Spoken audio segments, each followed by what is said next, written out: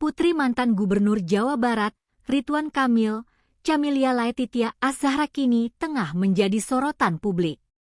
Hal itu terjadi lantaran hasil tes DNA yang dijalani ayahnya bersama selebgram Lisa Mariana akan diumumkan Rabu, 20 Agustus 2025. Momen pengumuman tes DNA rupanya bersamaan dengan hari bahagia Camelia Laetitia Az-Zahra atau yang akrab disapa Zara itu, merayakan pertambahan usianya yang ke-21 tahun. Unggahan Instagram Zara pada Selasa, 19 Agustus 2025, pun ikut menjadi sorotan publik.